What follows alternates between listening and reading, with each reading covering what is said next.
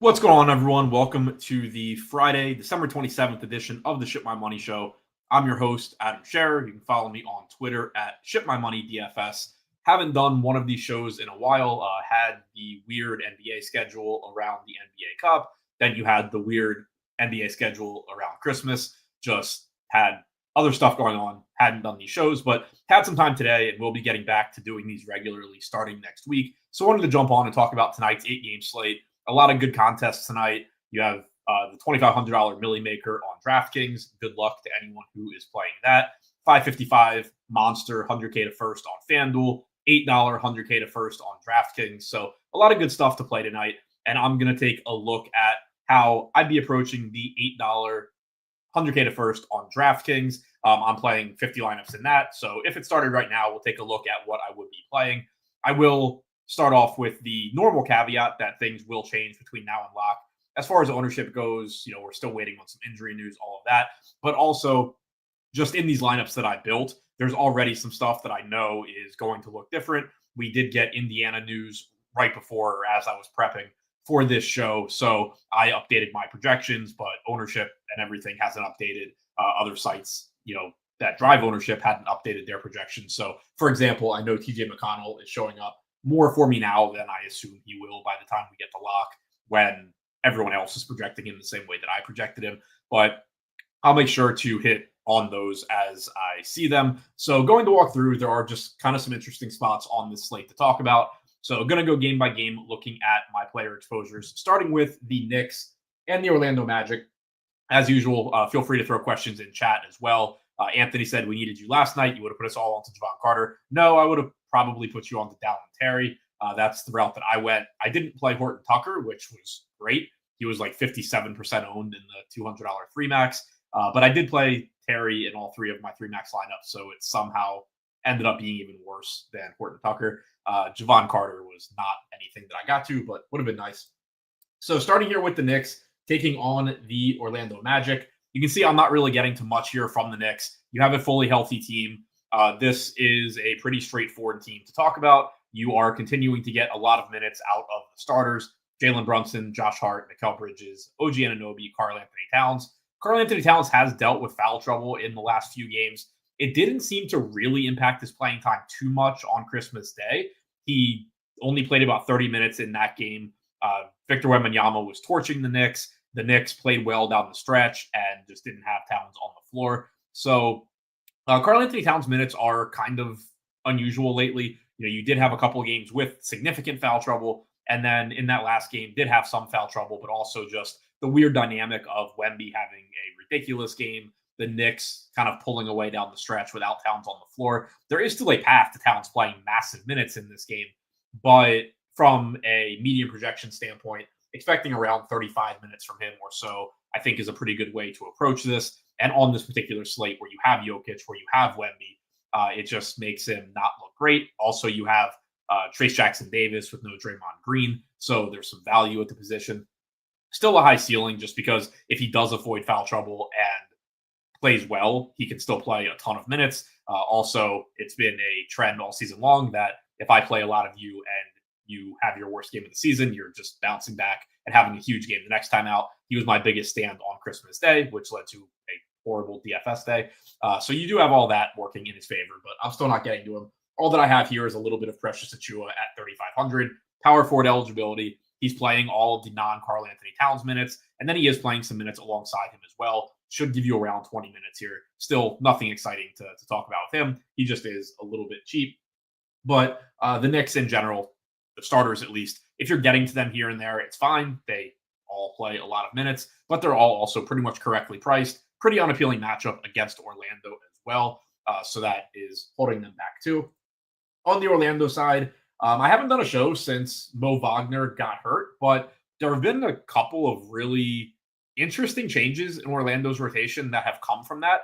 I don't know how long they will continue, but when Mo Wagner was healthy, what you were essentially getting was Goga Bitadze as the starting center, Mo Wagner as the backup center, and then Wendell Carter Jr. as the four. Carter wasn't playing, or Wagner wasn't playing many minutes outside of a couple of select matchups alongside Goga. And Goga and Wagner were typically accounting for 48 minutes combined. So Carter wasn't playing. It's not like you were getting a 3-man center rotation there. So my assumption for what they were going to do when Mo Wagner got hurt was that, one, it would be really good for Goga because Mo Wagner's actually been playing really, really well this year. And it created a situation where you had games where Mo Wagner just played too well to go back to the bench, and it would cut into Goga's minutes since they weren't playing alongside each other a lot. So I thought what would happen was that they would continue to start Wendell Carter at the 4, and they would just stagger his minutes with Goga. And so it would solidify Goga's minutes. You would start getting a lot of 32, 33, 34-minute games from Goga, and it would be good for Carter's minutes because he'd be playing all these backup center minutes and then also be playing his minutes alongside Goga. What they've actually done in the couple of games without Wagner is move Wendell Carter to the bench where now he's not playing any minutes alongside Goga, and he's backing him up. And so in the first game, Goga played 21 minutes. He did get ejected. He was going to play 24 or 25. Carter played all of the non-Goga minutes. And then yesterday, still Carter played only the non-Goga minutes. It was like 32, 33 minutes for Goga, 15, 16 for Carter. So for as long as this rotation continues, it kind of sucks for both of them, but it really sucks for Wendell Carter. It sucks for Goga in the sense that he's still in that situation that he was in before, where Wendell Carter's not a bad basketball player. And if Wendell Carter plays well, he cuts directly into Goga's minutes. It's beneficial for both of these guys from a playing time standpoint if the Magic play them alongside each other, but that's not what we've seen with Wagner out. And then today you get this matchup against the Knicks where, again, you just have a team with a lot of wings. It doesn't set up as a spot where I expect them to change that rotation. The caveat being, if you get a starting lineup with Wendell Carter and Goga, then obviously you should be expecting them to play a bunch of minutes alongside each other. But assuming that we still get the starting lineup that has Queen and Silva, Queen over Carter, this would be kind of a weird spot for them to bring Carter off the bench, but then suddenly start playing him alongside Goga a lot. So ultimately what that leads to is projecting a lot of minutes for Tristan Da Silva and for Trevelin Queen. Da Silva projected for 15% ownership right now, Queen getting about 7%. I'm a little bit above the field on Queen, getting to 10% of him at 4,300. I'm pretty heavily over the field on Tristan Da Silva right now. I projected him for 34 minutes. I think that's higher than most sites are projecting him, but it's just difficult for me to find, to project him much lower than that, given that he's played 36 and 39 minutes in these games where Mo Wagner's been out. And then obviously you still have Caro and Franz Wagner out as well. So it just has become really difficult for me to not project him for a lot of minutes here.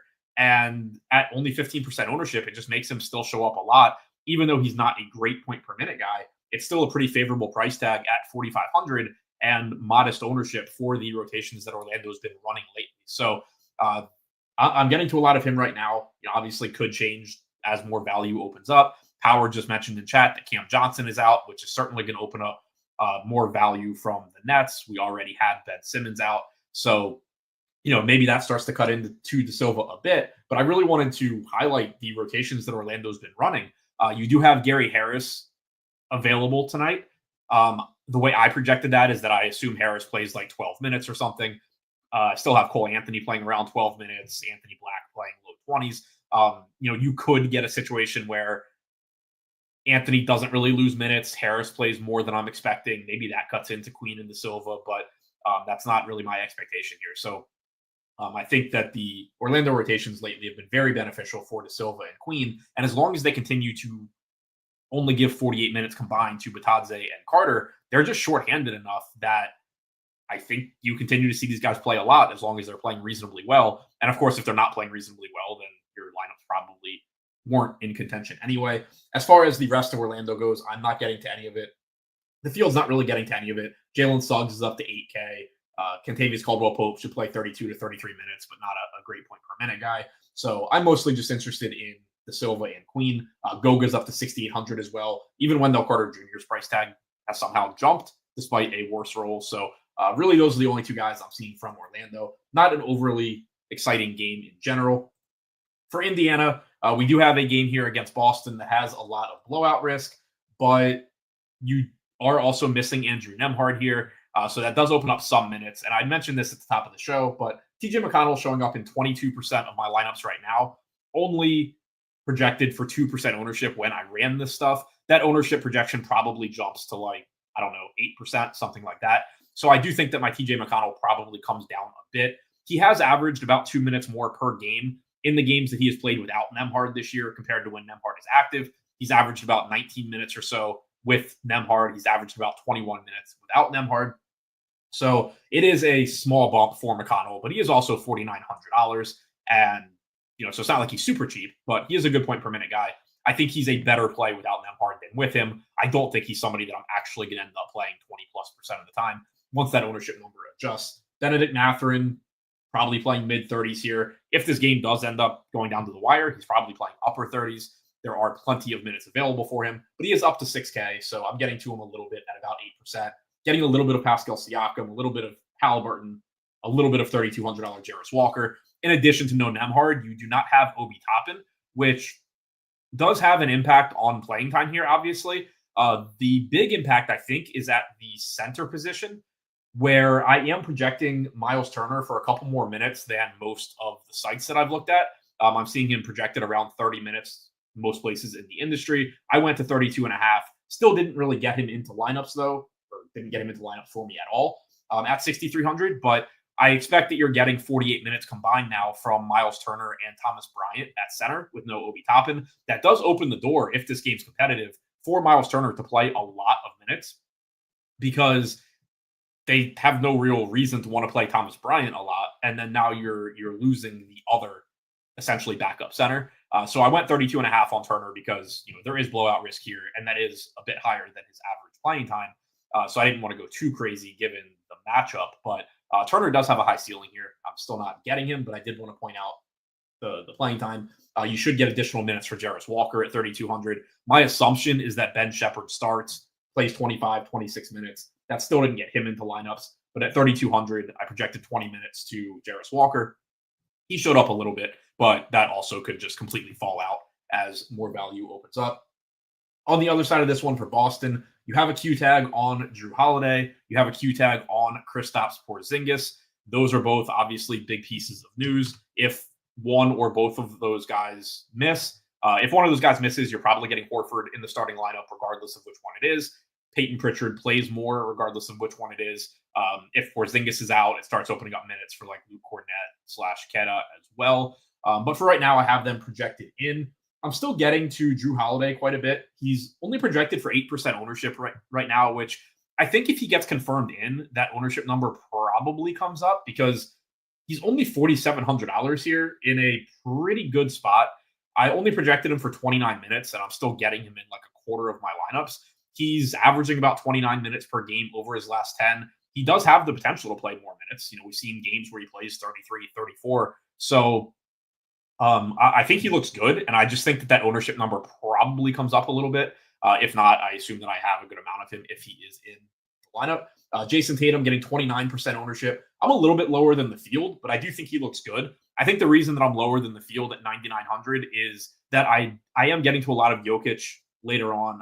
I think I'm getting to a lot of Wemby. I know I'm getting to a lot of Jokic. So I think it's just that there are some pay-up options that I'm getting to a little bit more than Tatum. But still, clearly, if you get to him, fine. If you get to any of the Boston starters, they're going to look fine. Porzingis, I just want to mention, I'm not getting much of him at 7,200, center only on DraftKings. But I did want to highlight that he got hurt mid-game a few games ago. It was a heel injury against Washington. He played 11 minutes, didn't play in the second half, similarly to last game. And then he was questionable, came back the next game and played 36 minutes. So I'm not saying that you should expect 36 minutes out of Porzingis by any stretch here. But if he is in, I would be cautious about thinking he's going to be limited any more than he typically would be in a game that has a 13-point spread or whatever. Like, obviously, there's blowout risk. I projected him for 30 minutes, but I just wanted to point out that game following the in-game injury against Washington, where I think there's it was difficult to project because it's Kristaps Porzingis, and you don't know exactly how cautious Boston's going to be with him when he has an injury, leaves the game, and then comes back the next game. They didn't do anything differently. They weren't cautious with him at all. So I do just want to highlight that. But that being said, at 30 minutes, still not getting too much of him, not getting to too much Derek White. Derek White would look a little bit better if Drew Holiday is out. Just has the ball in his hands a little bit more, probably plays an extra minute or two as well. So keep an eye on that. But he is up to 6,800 also. Moving on to San Antonio and Brooklyn. Wemby, absolutely amazing on Christmas Day. But the big takeaway for me, more so than that he scored like 83 DraftKings points, is that he played 40 minutes. And I'm not expecting him, of course, to play 40 minutes here, but we've seen his playing time in general trending up. And it's always kind of scary to start projecting more minutes to Wemby because as a whole, in general, San Antonio has been relatively cautious with him throughout his career. But over his last 5 games, 33, 37, 30, 36, and 40 minutes, averaging 34 minutes per game over his last 10, 35 minutes per game over his last 5. He, by all accounts, is fully healthy right now. So I think getting kind of aggressive with his minutes projection makes sense here. And I went to 35 minutes. I think in general, the industry is between 34 and 35 minutes. So it makes him look good. The problem, is that he is up to $11,000, but still showing up about 16% of the time for me, about 10% for the field. Getting to $5,800 Chris Paul, 14% of the time, Fields at about 9%. He's another one where we've just seen increased playing time from him lately. He played 36 on Christmas Day, which, again, you can say it was Christmas Day. It was a really competitive game. He's probably going to play more minutes in that type of game than in general. But while he's only averaged about 29 minutes per game for the season and 29 minutes per game over his last 10, he's averaged 32 minutes per game over his last 5, over his last 3, 30, 32, 26, 35, and 36 minutes in his last 5 games. You go back, I think it was 6 games ago. He only played 11 minutes because he got ejected. But the game before that, also, I think he played like 30 or 31 minutes. So you've seen Chris Paul play a lot more recently, even though Trey Jones is back and Devin Vassell is back. So another spot where I think it's kind of scary to start, to be too aggressive with Chris Paul's minutes. But at the same time, going, to 31, 32 minutes, I went to 32, just makes sense given how he's been playing lately. And so it is getting him into some lineups at one of his cheapest price tags of the season, too. This is the same $5,800 price tag that he was on Christmas Day. And I actually went back and looked because I had a ton of him then. It was his lowest price tag since like October. So you're getting increased playing time from Chris Paul at the same time that his price tag is dropping. And, he has to contend with Devin Vassell now in addition to Wemby. You have Sohan back. So maybe the point per minute production drops a little bit, but he is cheap and he looks pretty good at that price. Jeremy Sohan at 6,200 should play 32, 33 minutes. Fine getting him as a secondary option. Devin Vassell, I'm surprised I'm not getting more of.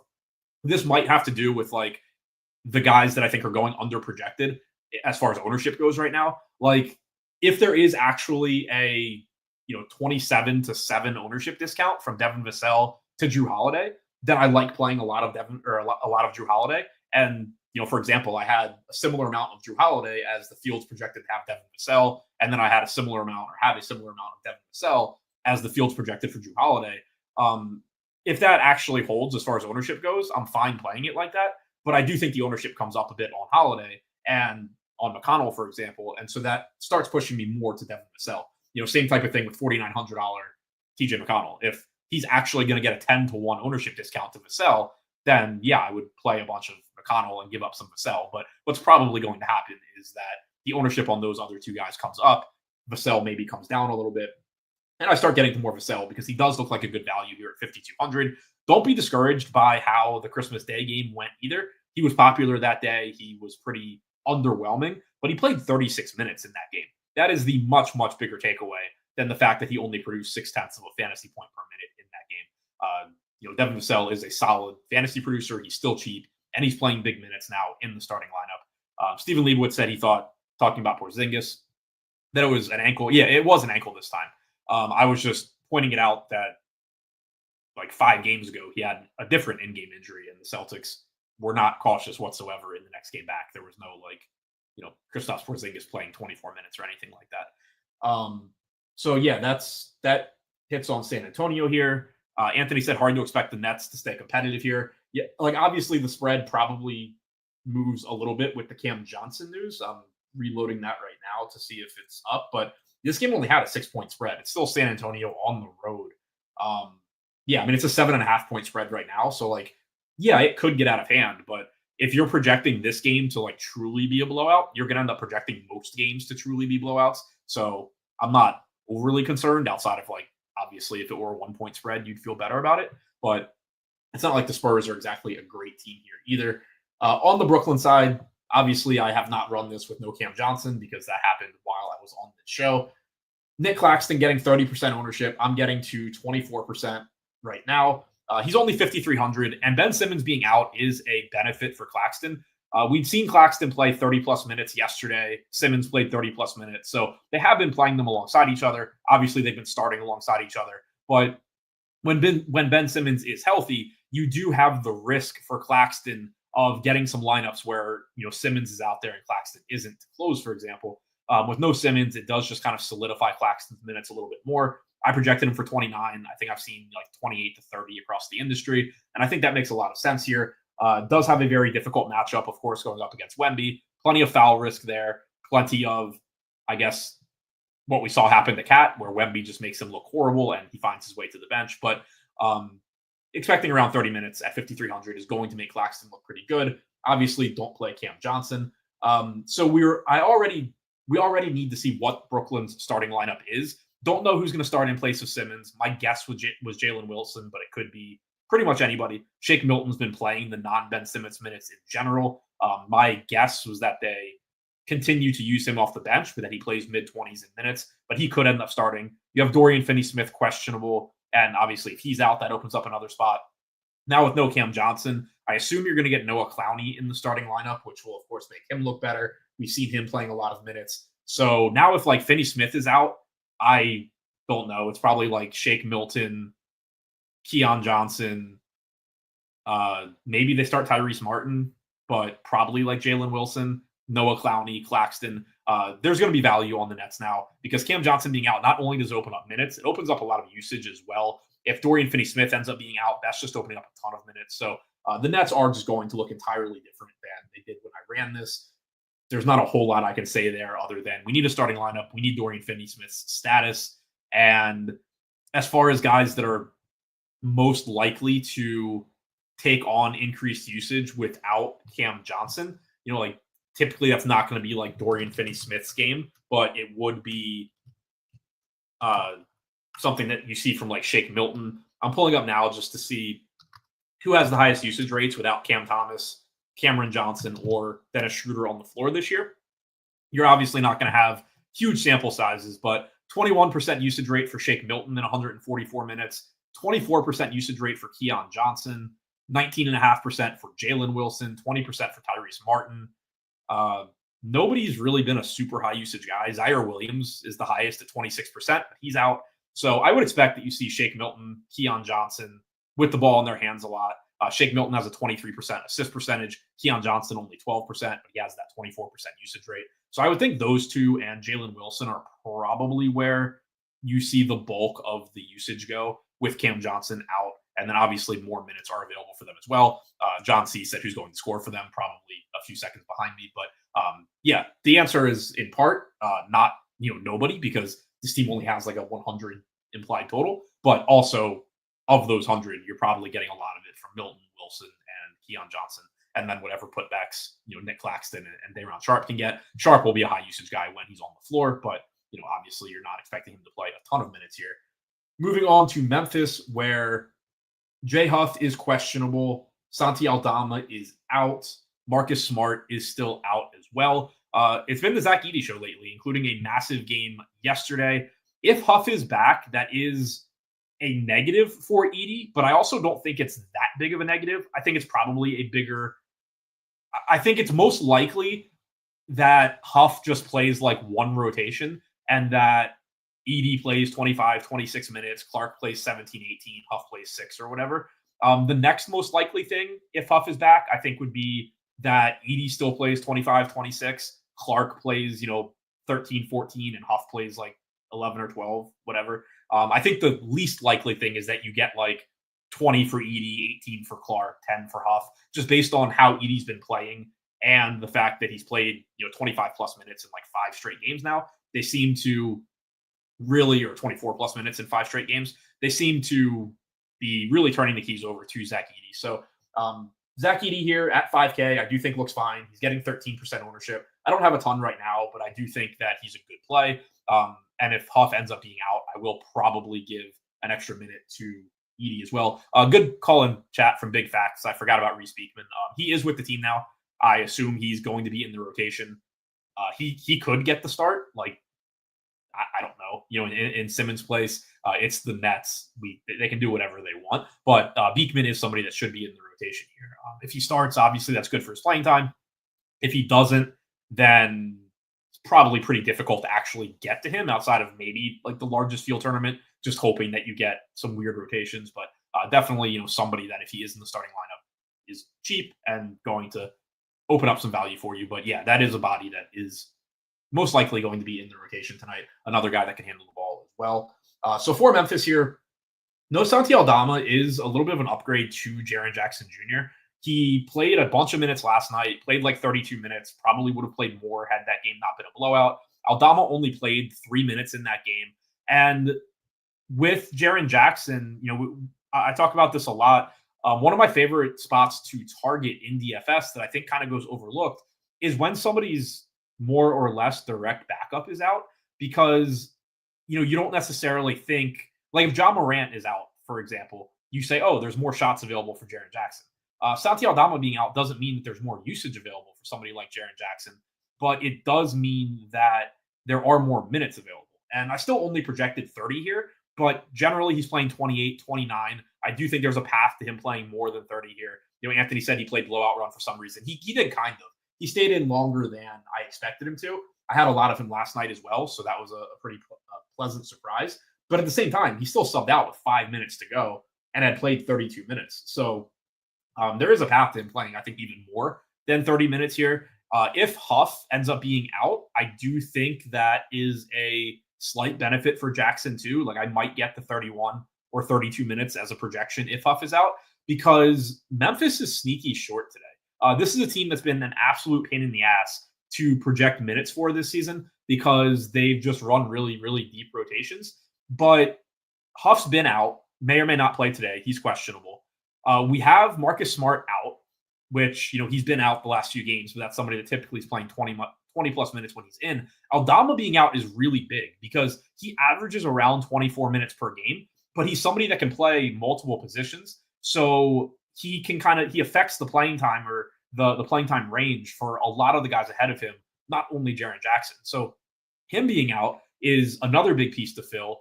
The only guy really that I would expect to be in the rotation that wasn't already is John Conchar. So I think it's likely that you get, something like Conchar playing 16 minutes or so, Kennard playing around 22, Laravia playing 22 to 24, somewhere in that range. But if Huff ends up being out, even though I only have him projected for like 6 minutes, those 6 minutes get distributed to guys that are actually useful, whether it's Zach Edey or Jaren Jackson or Jake Laravia. If you give like 2 extra minutes to each of those guys, then you're talking about, a 27-minute projection for Edey, a 32-minute projection for Jackson, a 24-minute projection for Laravia, and all of that starts to look pretty appealing given that they're not all that expensive. So one way or the other, I think Jaren Jackson here at 7,100 looks pretty good, but there is the potential for him to even look slightly better if Huff misses this game, because it would most likely mean a couple of center minutes for Jackson also. But either way, I like Jaren Jackson here. Jalen Wells at 4K, I think benefits from the injuries here. He's likely to play 25, 26 minutes. Not a great point per minute guy. They don't need his usage. That's not his job when he's on the floor playing with Morant and Bane and Jackson.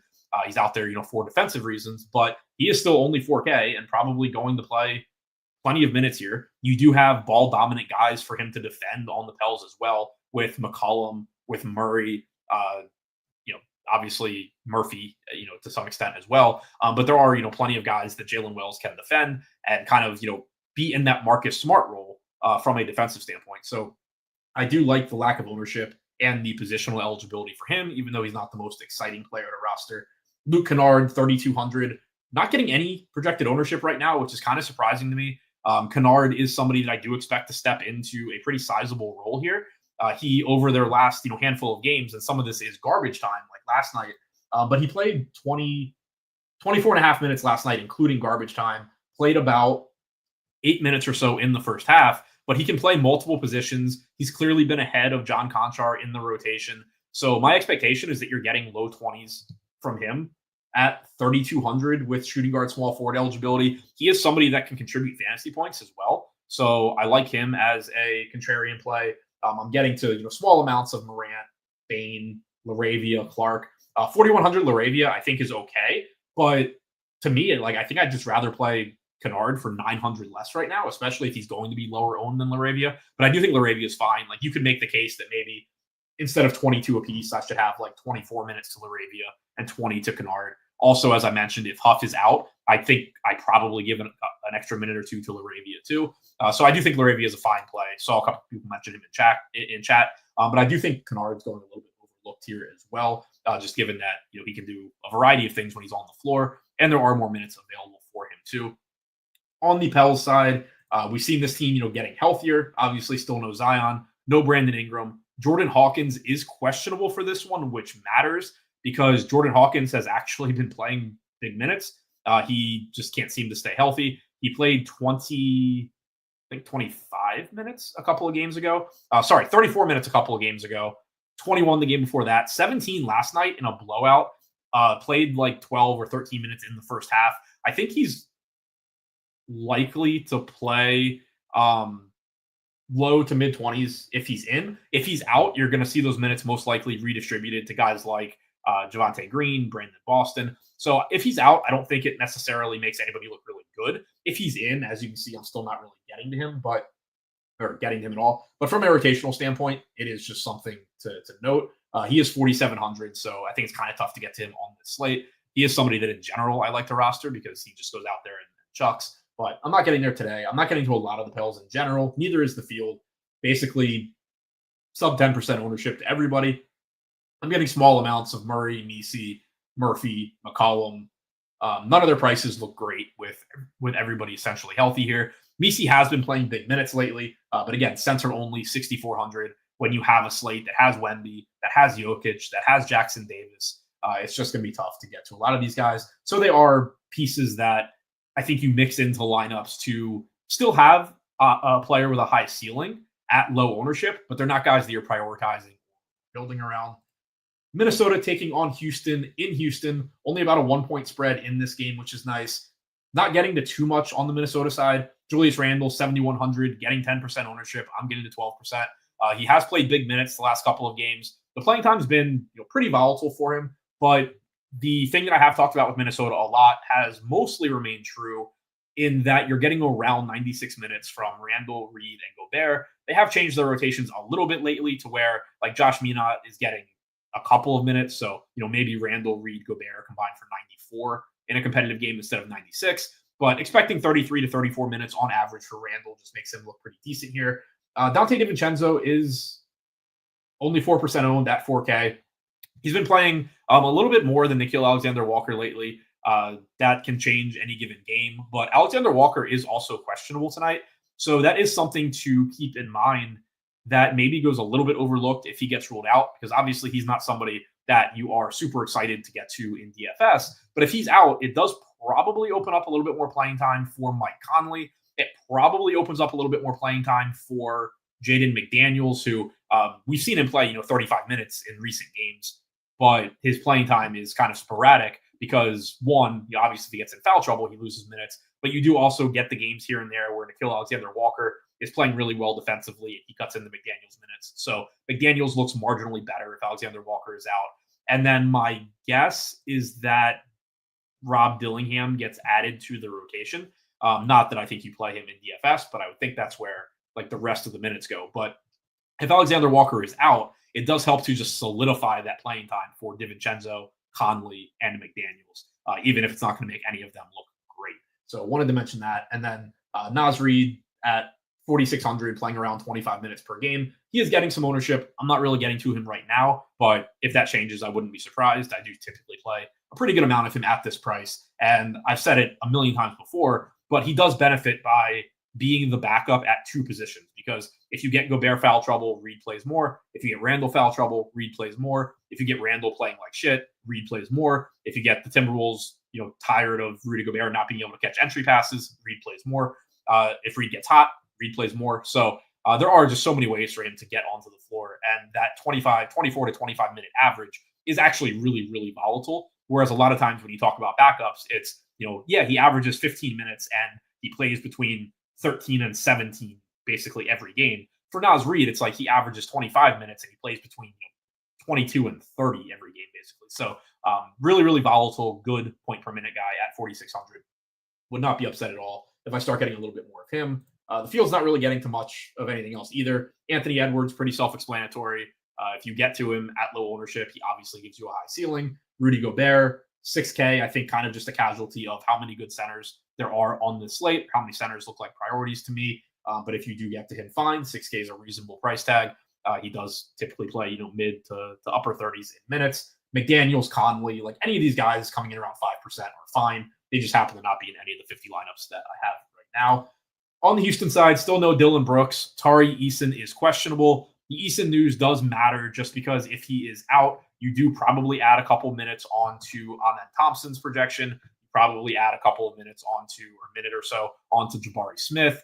You add on to Steven Adams, which who cares? You're not playing him anyway. But Amen Thompson, I projected 32 and a half minutes, assuming Eason is in. If Eason is out, I'm probably getting to 35, 36 minutes on Thompson. He's up to 6,400, so you do need those extra minutes. He's not projected for much ownership here, even though Brooks is still out, just because that salary is getting up there pretty quickly.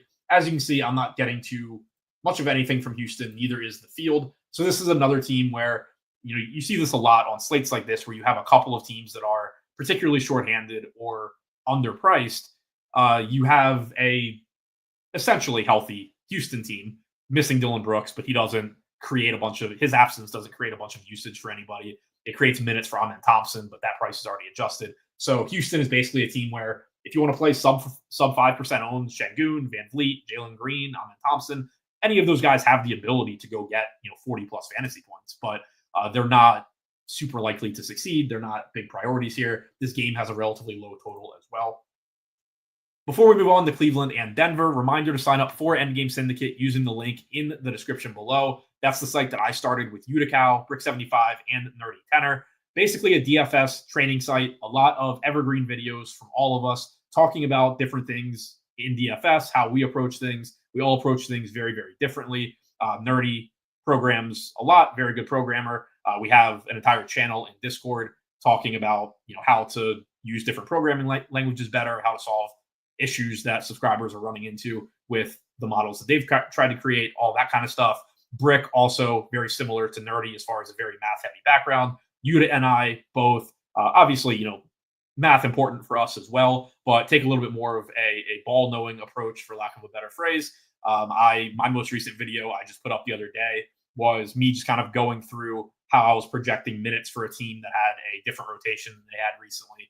Just talking through kind of my thought process, the stuff I was looking at, how I think about things, the relationship between players that I'm looking for, stuff like that. Yuta and I have a video up as well talking about just different things in NBA that we look at that we think make us different from a lot of other players and give us what we think is an advantage. So a lot of different videos that you can look to kind of no matter what aspect of your game you're trying to improve. If you consider yourself a pretty good DFS player and you want to save yourself time and hopefully avoid expensive mistakes that we've all made in the past, highly recommend checking that out. It's a really good community, really good place to talk to people. I know I've learned a lot. Some really good players also in our Discord that help out a lot more than I would expect them to, more willing to talk, I should say, than I expected them to be. But a pretty good place to hang out. You can learn a lot, and I certainly recommend it. The goal being that it'll save you some money on subscriptions in the long run by teaching you how to do things more efficiently in a better way, not having to rely on so many different things that you have to pay for. So link in the description below. Check that out. Now moving on to Cleveland, taking on Denver.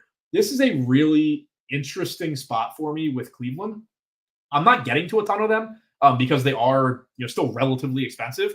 But the reason I say that I think this is an interesting spot is that Cleveland's a really good team that plays in a really shitty Eastern Conference, which means that they are involved in a lot of blowouts. And so if you look at their average playing time, it's generally just going to be a couple minutes lower than you would expect them to play in a competitive game at Denver. Now, the problem here is that Cleveland also has a lot of bodies in their rotation. So it's difficult to go, two balls to the wall and say, like, oh, I think Jared Allen plays 36 minutes. I think Evan Mobley plays 40 minutes because the game's competitive. Like, you're not doing that. But a relatively low average playing time pulls down salaries. And so whenever you get Cleveland in a game that has a small spread, I do find them interesting. Jared Allen, I projected for 31 minutes here. He's averaging 29 for the season. He's only 6K. But again, you run into the center issue on this slate. On a lot of slates, I think I'd actually be playing 6K Jared Allen pretty aggressively here. Evan Mobley, though, I think is really interesting at 7,600. And Jared just mentioned it in chat too. So did Anthony. Evan Mobley has a lot of ways to get more minutes here. He's a really, really, really good defender. And, not to say that Jared Allen isn't, but Nikola Jokic isn't like he does post up, he does play around the basket, but it's not like he lives around the basket and that's all he does. So it wouldn't be shocking if you saw Evan Mobley maybe pick up an extra minute or two, defending Jokic. Like, there's just a lot of ways that Evan Mobley defensively could really just stay on the floor here. He is somebody that we saw a marquee matchup against Boston like a month or so ago where Evan Mobley just played a ton of minutes, like barely came off the floor. So I think Evan Mobley looks really interesting. He's the guy I'm getting the most of. He is projected for 15% ownership. That's the highest on the team, but I'm around 2x that. I like Mobley quite a bit at 7,600. Garland and Mitchell, I like the upside that they offer. Their salaries are, pretty much correct. Mitchell, like, he could play 36, 37 minutes, but I have a tough time projecting that. I went to 34, which is still a couple minutes higher than his season average. And he is one where, like, if Cleveland were more banged up, I think I could make a stronger case for getting more Donovan Mitchell. But when you have Max Strus healthy, you have Dean Wade, who went through shoot around. He's still questionable, but it seems likely he's going to play. You have Karis LeVert.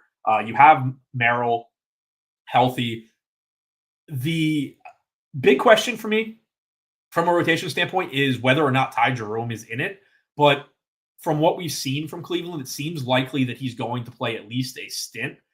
So I projected Jerome for, I think, like 9 minutes. So, like, I didn't project Jerome to play 16 or anything like that, but I have a hard time projecting 0 minutes to him. If Ty Jerome doesn't play at all, then that's where I think you're getting like 35 Darius Garland minutes, 36, 37 Donovan Mitchell minutes. But like I said, I think that Jerome probably does play at least a little bit, which just gives you a deep Cleveland rotation that makes most of these guys look good, but not great. So essentially another team that the starters are just kind of your contrarian tournament pieces. But I did want to highlight that I think the ceiling, the volatility in their minutes might be a little bit higher than it is from most of these teams, just because Cleveland is involved typically in so many non-competitive games. Whereas this game, they're 3-point favorites at Denver. They have a high total here. So that is, something interesting to think about. And also, I hadn't actually looked, but I'm looking now. One other thing to like about Evan Mobley is that he is the backup center. And we know that Denver's second unit is awful. So if you look at like the last game that Cleveland played, which was against Utah, with the second unit, Evan Mobley and Donovan Mitchell were out there. Like, they ended the first quarter, they started the second quarter, they ended the third quarter, they started the fourth quarter. And that is really, really beneficial going up against this Denver team that just does not have a second unit. So already really liked Evan Mobley for the reasons I had said. Donovan Mitchell, again, is Donovan Mitchell, but those are the two guys that are very likely to be playing the best minutes, like the best matchup minutes against Denver too. So keep that in mind. Also, on the Denver side, no Aaron Gordon, so I'm assuming that we get Peyton Watson back in the starting lineup.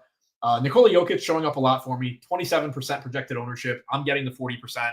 He's 11,800. He has kind of struggled a little bit recently. Had a few more down games than usual in his recent games, but this Denver team still has a high total here. You're still getting typically 37 to 38 minutes from Nikola Jokic. There is enough value on the slate that I think you can get to him. So very, very happy to get to Jokic. Michael Porter Jr. at 6,400 is really, really interesting to me. I have seen him projected for, in my opinion, just not enough minutes across the industry.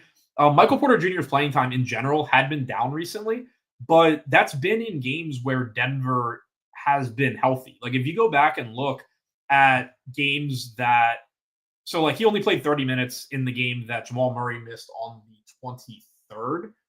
That was a game that they won by 27 points against Phoenix. Michael Porter Jr. just didn't play in the fourth quarter, but he still got the 30 minutes. He was probably going to play like 36 in that one. His playing time's been down in general lately, but it's, I think, been a function of Denver just having all of their bodies for the most part. And you see him get more playing time when they are shorthanded. So I've seen Michael Porter projected like low 30s minutes here, which again is what he's been playing typically. But when you start projecting these minutes out, if you are only going to go like 32, 33 minutes on Michael Porter Jr., you end up giving like more minutes than I think you would want to like Julian Strawther or just like random guys. I think it's very likely that you're getting 35, 36 minutes from Michael Porter Jr. here, just like you were earlier in the season. He's averaged about 36 minutes per game in his games without Aaron Gordon. He's 6,400. It's still not the most exciting price point for him, given that he is kind of, streaky shooter. He's not necessarily doesn't need to do a whole lot when he's playing with Jokic and playing with Murray. But if he's only going to get 8% ownership here in a game with a really high total, I do like getting him at 6,400. Jamal Murray's been playing massive minutes lately. He's 7,400. Tough matchup for him. I like the matchup better for Jokic than I do for Murray, but from a play type standpoint, rather. But just the playing time for Murray at 7,400 makes him somewhat appealing. 4,400 for Peyton Watson, assuming he starts. On a lot of slates, I think he would actually look really good. Here, in a tough spot against Cleveland, on a slate where you do have plenty of value elsewhere. Definitely more of a secondary play, but still a way that you can be contrarian within your lineups. But Jokic looks like the clear priority for me. I like Porter quite a bit at this ownership, and then Jamal Murray looks pretty good as well. Dallas taking on Phoenix. Derek Lively is questionable for the Mavs. If he were to not play, it's going to make Daniel Gafford look better. It's going to make Maxi Kleber look better. It's going to make PJ Washington look a little bit better. Daniel Gafford probably being the one that you really like. If Lively is in, we have seen increased playing time from him lately, playing 28 to 30 minutes pretty much every night when he's not in foul trouble. But again, center on this slate is pretty tough to get to. Kyrie is the very clear priority for me. He's only $8,300. I don't really know why that is his salary when we knew Luka was going to be out. But he's averaging about 38 minutes per game in the games that he has played without Doncic so far this year. And he's just going to look really good at this price. 30% usage rate, one and a quarter DraftKings points per minute in 444 minutes without Luka on the floor. 25% assist percentage, getting 25% ownership. I'm higher than that.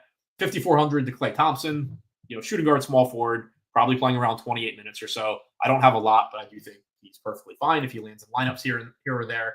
Gafford getting 14% ownership at 4,200. I don't really understand this one. I'm kind of assuming that ownership just kind of drops off. There is upside for him because he's a good point per minute guy. He's probably playing most of the non-Lively minutes. If Lively gets in foul trouble, Gafford clearly looks better. It's not really that difficult to make a case of how Daniel Gafford ends up being a good play. It's just at 14% owned, that's more ownership than a lot of other value pieces we're getting. So kind of think that later when I rerun everything, ownership ends up being lower, in which case maybe I do start getting to a little bit of Gafford, but right now I'm just not getting to either one of the centers here. And again, obviously if Gafford starts in place of Lively, then all of that changes and he looks really, really good. PJ Washington at 6,900, pretty tough to get to. Dinwiddie, 4,900. I gave him 26 minutes. My assumption is that Quentin Grimes starts in place of Luka. If Dinwiddie starts, that's obviously good for his playing time projection. Also, Jaden Hardy is questionable. If Hardy is out, I think I probably end up projecting Dinwiddie for 28 or 30 minutes instead of 26. So he would look somewhat better as well. Ryan said, what did you project for Westbrook? I had him at 27 minutes. I think it's just that the salary has gotten up there enough that I had trouble getting to him. I have him at 27 minutes, but at 6,300, it's a pretty tough play. There is still a path to him closing. You could get him closing over Peyton Watson, obviously at different positions. You can get him closing over Christian Brown like we got last game. But at the same time, it's difficult to really project higher than 27 minutes for him when Jamal Murray is active. Jared said Wade was out last game, so they started Merrill at the 3. Yeah, Wade is questionable here. Oh, I didn't see the question before. Yeah, that is why Sam Merrill started the other night. Wade is questionable. He went through shoot around. Cavs beat writer said they expect him to play, but that is something to keep an eye on. And if he is out, it does open up minutes for Merrill, amongst others like Karis LeVert. Wrapping things up with Golden State, which of course we get to guess a Steve Kerr starting lineup in the last game on the night. Nothing can go wrong there. Steph Curry is out. Draymond Green is doubtful. My guess is that you get Schroeder, Podziemski, Wiggins, Kuminga, and Jackson Davis. The part that I'm least sure about is Podziemski. That could easily be Buddy Hield. It could be Lindy Waters. It could be somebody that we don't even know is on Golden State because it's Steve Kerr. That's my guess. I projected like 28 minutes to Podziemski. I projected 25 to Hield. I will just flip those if Hield starts.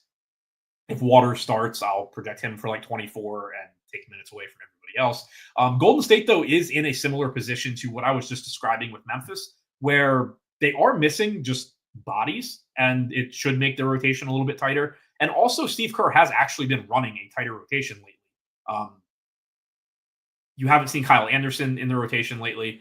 Moody wasn't in the rotation last game despite being available. Gary Payton is out tonight. So no Curry, Green doubtful, Payton out. Anderson and Moody just haven't been in the rotation. I did project both of them to be in the rotation along with Lindy Waters here, given who they're missing.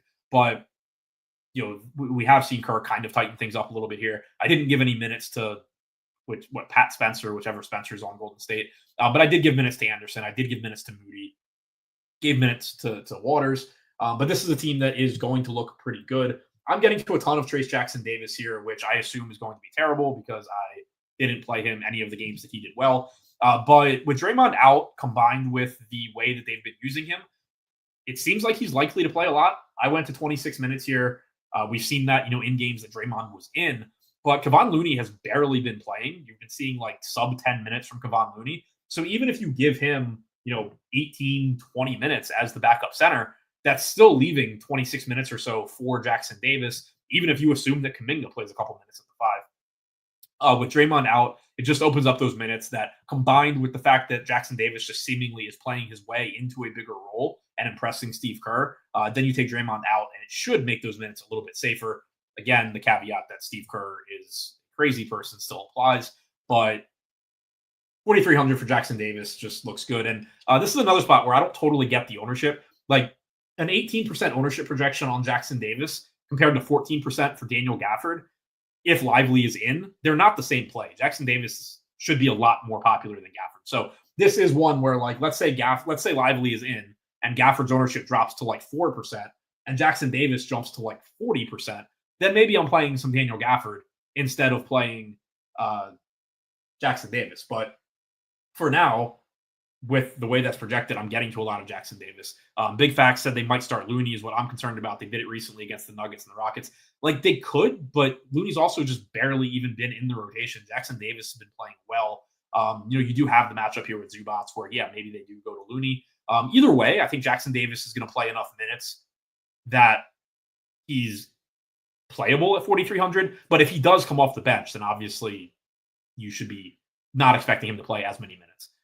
Ryan said that I skipped the Suns. Yes, I did. Thank you for pointing that out. So I'll go back to them before I get into the rest of Golden State. Kevin Durant showing up 20% for me. Yusuf Nurkic showing up 14%. So that's a center that I am actually getting to as a contrarian play. Only projected for 4% ownership, 5,800. Played 30 minutes last game. Playing time is volatile, but the fact that he can play 30-plus minutes at 5,800 is good to see at very low ownership and that price. I do like getting him a bit. I projected 28 minutes. I think the range is basically anywhere from like 24 to 32 for Nurkic. Kevin Durant likely to give you around 37 minutes, 9,300, getting like half the ownership of Jason Tatum. So I think that's a spot where I kind of have Durant and Tatum at similar ownership numbers, where like the field combined is playing them around 40% of the time. I'm also playing them about 40% of the time, but it's like 20% a piece instead of 26 to Tatum and 14 to Durant. So I'm perfectly fine with how that turned out. I think that looks pretty good. Tyus Jones, Bradley Beal, Ryan Dunn, who I assume starts again at 3,600, all perfectly fine. Last guy in type pieces. Ryan Dunn's playing time is really volatile here. Started on Christmas Day, only played 21 minutes. Royce O'Neal played all of the non-Dunn minutes off the bench, ended up getting to like 30 minutes. Dunn, though, in the previous game to come off the bench behind O'Neal and played a ton of minutes. He was playing like all of the non-O'Neal minutes, all of the non-Beal minutes, all of the non-Durant minutes. So I projected 25 minutes to Dunn. But again, I think this is a range between like 20 and 30 minutes, depending on how he's playing and how the game goes. At 3,600, that volatility is somewhat appealing, but also you just have other value on the slate. So nothing from Phoenix that looks like a clear priority here, but I do like Durant. I do like Nurkic the most. Now getting back to Golden State and moving beyond Trace Jackson Davis, Brandon Podziemski, 4K. Like I said, I projected 28 minutes, guessing he's going to start. I don't know. I fully expect to have to late swap a bunch of stuff for Golden State because I would be shocked if I completely guess what Steve Kerr is going to do. But for now, 4K, Podziemski does look good. Kuminga, assuming he's going to start in place of Green at 5,500, looks good. Getting 26% ownership. I'm right in line with the field there. Wiggins at 5,600, 34, 35 minutes in his last couple of games. Projected 33 here. Green being out increases the Andrew Wiggins minutes floor at least somewhat. But, it is still Steve Kerr. But we have seen, plenty of minutes from Wiggins. He's been playing well. He's still pretty cheap. Dennis Schroeder, 5,300. Should play his most minutes since coming to Golden State. I projected him for 32 minutes. He's getting 32% ownership.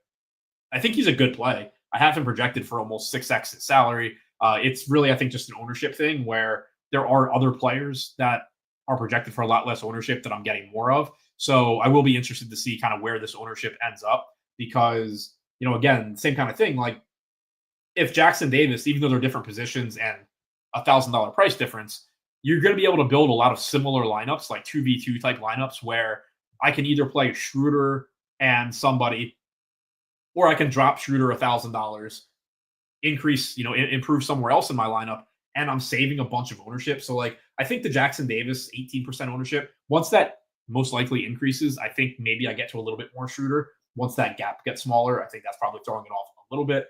But either way, regardless of what I end up playing, I do think Schroeder is a good value here. I think the ownership is certainly warranted. The minutes are going to look good. And without Curry and without Green, like you need a playmaker. You need somebody to facilitate what Schroeder can do. We know that he's more than willing to shoot, and you just lost, the highest usage guy on the team. So very, very different team for Schroeder here, where he can kind of play his game and, not be still trying to fit in with Steph and fit in with Draymond. So I do think he's a good play, even though right now he's not showing up in lineups. This is one of those where regardless of what my lineups end up looking like, you can certainly make very good looking lineups that have Dennis Schroeder. Buddy Hield, 14% projected ownership right now at 4,200. I have him projected for 25 minutes, assuming he comes off the bench. Like I said, I'll bump that up to 28 if he starts. Probably another ownership thing here where like I have Trace Jackson Davis projected 5 points higher than Buddy Hield. So if their ownership is going to be similar, I would just be playing a lot of Jackson Davis. I assume Jackson Davis's ownership comes up. And again, then I start getting to more Buddy Hield. So, perfect example, kind of like people talk a lot about Sims and how they're really powerful and all of that. Really good spot, to remind you that like they're only as strong, just like optimizers. They're only as strong as the inputs that you put in. And I'm pretty confident that Trace Jackson Davis isn't actually going to be 18% owned. But what this is telling me is if Trace Jackson Davis is actually 18% owned, he's a great play. But like the sim doesn't know anything beyond I'm telling it that he projects for 28 DraftKings points and he's 18% owned and he's 4,300. So it's still, you want to always be double checking the inputs that you're giving it, making sure your projections are good, making sure your ownership is good, all of that, because it's still just operating completely on what you tell it. And it's going to make really, really big differences in what you end up playing. So assuming this number does come up, Jackson Davis, I still probably play a lot, but it probably comes down a little bit. And then I start getting to a little bit more some other guys. And then wrapping things up with the Clippers, Kevin Porter Jr. is questionable.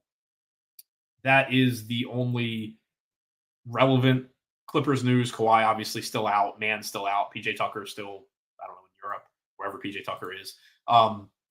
Chris Dunn, getting to a lot of him at 3,800. His playing time has been up lately. And if Kevin Porter Jr. does end up missing this game, it increases that minutes floor for Chris Dunn a little bit as well.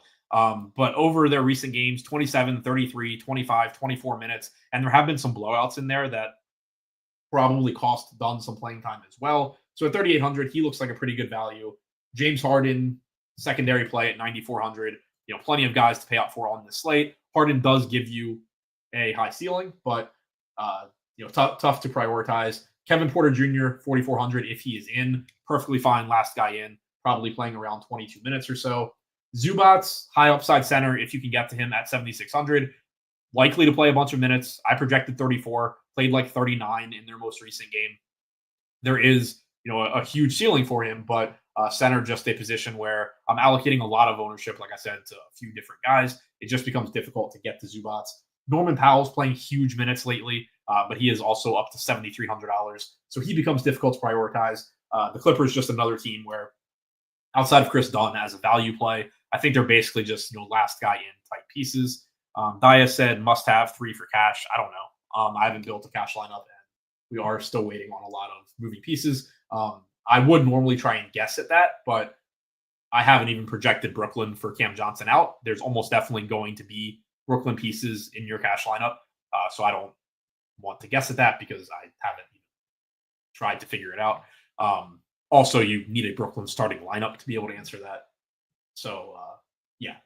Don't really know, other than like if Jackson Davis is starting, I assume he's probably in there. You're probably going to want to be getting to like one of the pay up guys out of Jokic, Wemby, Tatum. But yeah, a lot of pieces you're still waiting on right now, and then also need to figure out Brooklyn. So yeah, that wraps this one up. Again, a lot of moving parts here. Ownership's probably going to change. We need a Brooklyn starting lineup, all of that. But that's what I'd be playing if the slate had started at like 4:30. So hopefully you guys enjoyed the breakdown of those games. Hopefully you all had good holidays. Have a good weekend. I will be back doing the show regularly on Monday. Thank you for checking it out. Don't forget to hit the thumbs up button, and good luck on your lineup.